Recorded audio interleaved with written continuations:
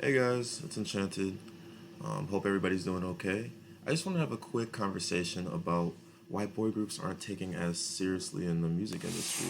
I think there's a couple of reasons for this. The first being is that boy groups tend to target young female audiences, which many can see as very gimmicky, and lots of times what comes with younger female audiences are that they'll be extremely loyal, extremely dedicated, and they'll tend to buy anything that you put out.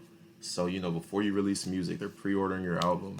You know what I mean? So lots of times boy group music isn't seen as organic, and you see this with people use this formula outside of boy groups. Justin Bieber, Austin Mahone, Shawn Mendes.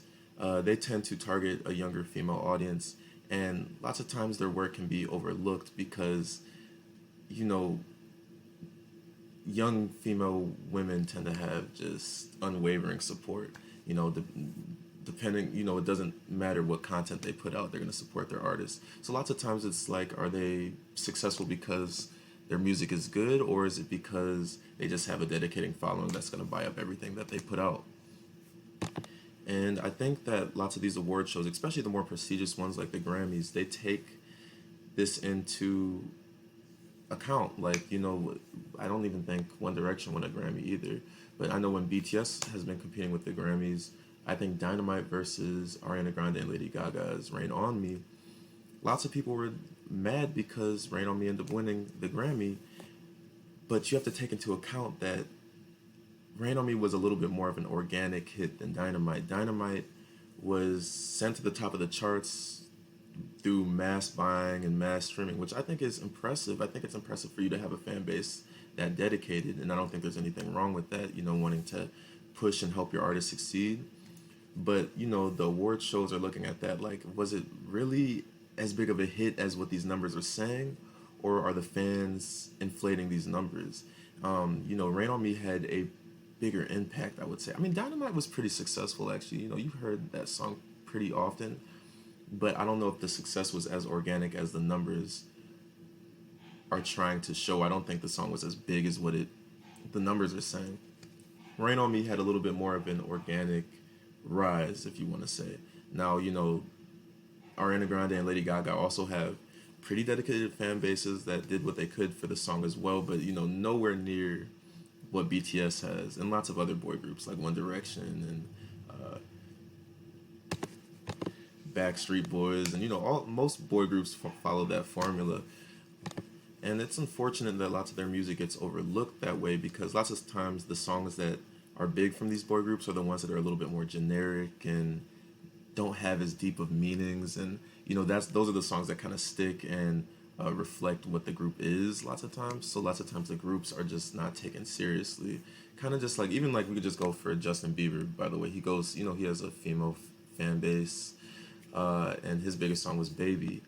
You know what I mean? And he's done a good job kind of detaching himself from that song a little bit, but everybody kind of still jokes about that. When they're talking about Justin Bieber's music, they're like, "Oh, you mean he had that one Baby song, Baby, Baby?" People always try to, they use that to take away from his artistry.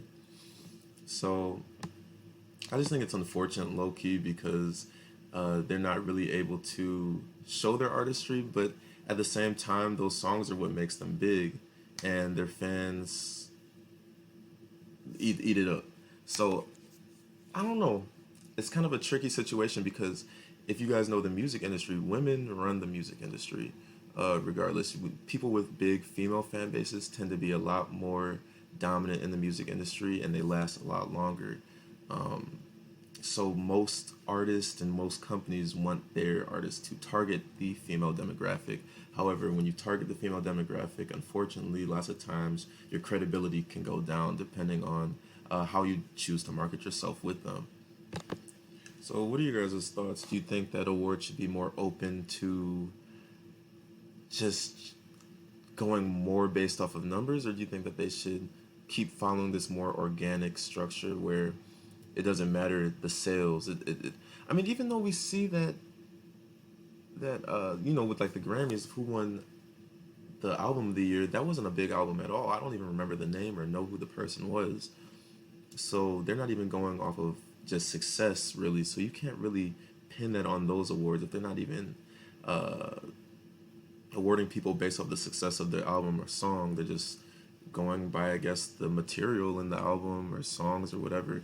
So let me know your guys' thoughts. What do you think the criteria should be? Do you think it should be lowered? Do you think it should be stayed the same? Let me know your thoughts. Like and subscribe, and you guys have a wonderful day.